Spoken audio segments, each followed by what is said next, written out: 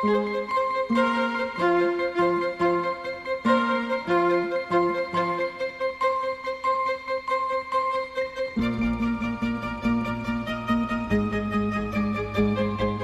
video is about Paleolithic flint tools, and my discovery of figurative artwork concealed in them, particularly my discovery of what I call face stacks. Ape face profiles are stacked along worked edges, where features are shared. For example, the nostrils of one description becomes the eyes of a lower description along the edge of the prehistoric find.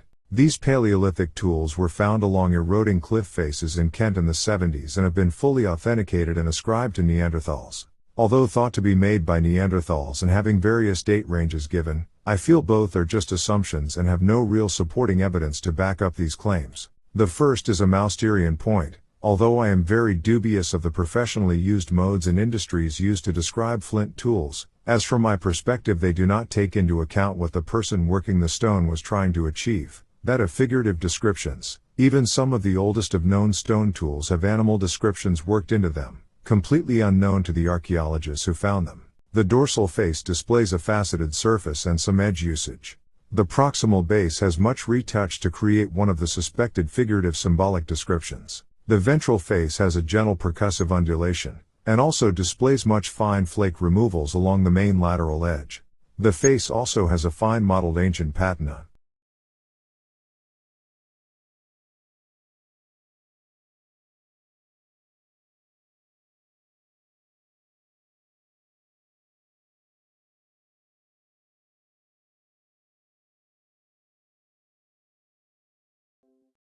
From a figurative perspective, I am able to extract numerous ape face profiles, and the detail and quality of these descriptions is very fine. Some of you may well put forward the suggestion of pareidolia, like seeing things in clouds, for the appearance of such images. I can completely disprove this notion from a scientific perspective, but if you want to run with the pareidolia idea, you must consider that if I can see ape faces in this stone tool, then surely anyone else can, including the prehistoric owner of it. The real key to understanding that the animal face profile images are real is the fact that I have created a key, just like an alphabet. The same letters, or in this case figurative descriptions, turn up over and over multiple times, often 4 or more different figures in each individual piece. There are various topologies and conventions, and even topologies within topologies. I have discovered that this same set of conventions, topologies and figurative descriptions can be found in professionally found tool assemblages from all over the world.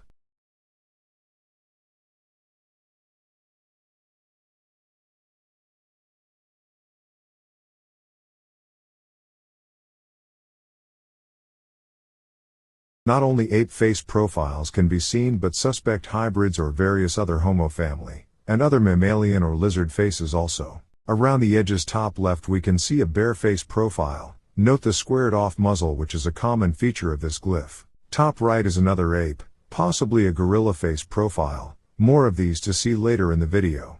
Bottom right is a horse head. I have plenty of these in another video.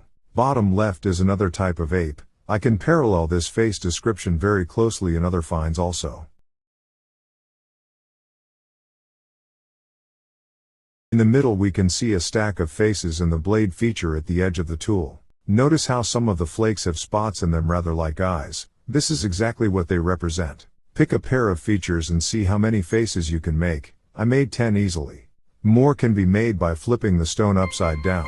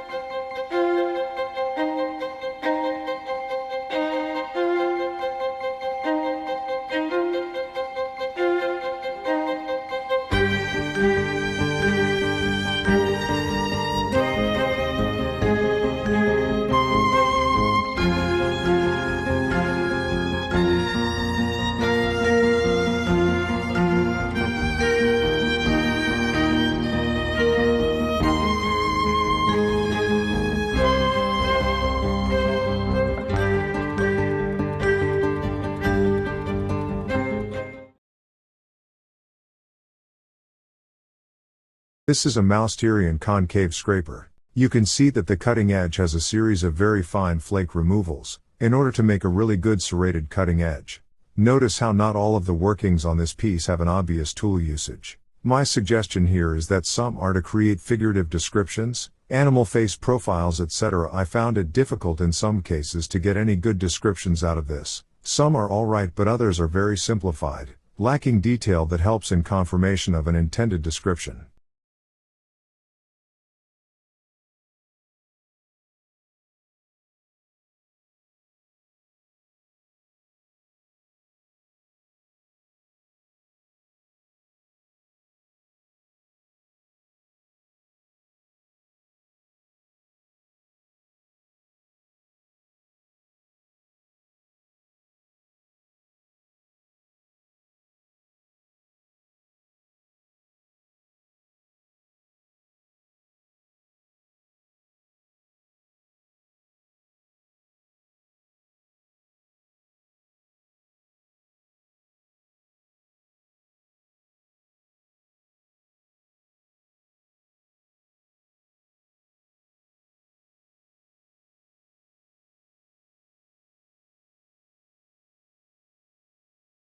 A large Aculean broad blade, although here is one of my points again, this would be useless at cutting anything, even cold butter. If this was meant for cutting, then why are the serrations on lateral edge so uneven, and why did they vary in size so much? My suggestion is obvious: this is not meant for cutting at all. The chips were made purely for figurative purposes, in order to describe the various animal face profiles contained in this piece. You may also notice various other anomalies, flake removals and shaping in this piece, that don't appear to have any practical tool usage: thinning, blade, grip, etc. The ventral face has wonderful undulation/rippling, and the lateral edge displays quite profuse and fine retouch. The dorsal face has a series of radiating removals. Another thing worth noting in some of the flake removals on the edges of these finds is the appearance of circle shapes in some of them, which from my perspective create the impression of eyes. Think about this fact very carefully. Is it starting to dawn on you yet?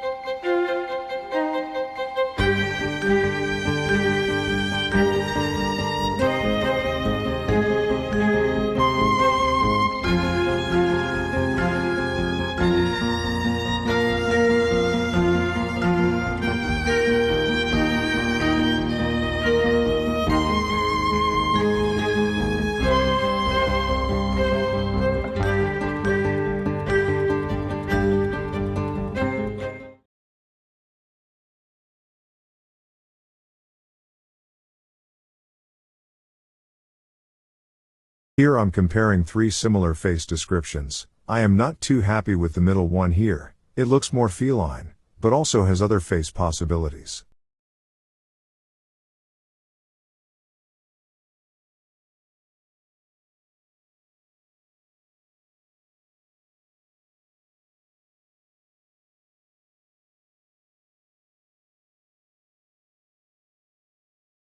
The chimpanzee-like face image in the middle picture is fully detailed, even eye and pupil detail can be seen. The other images here may not even represent chimps, but you can see how they could be simplified versions. They do exhibit some of the very basic features.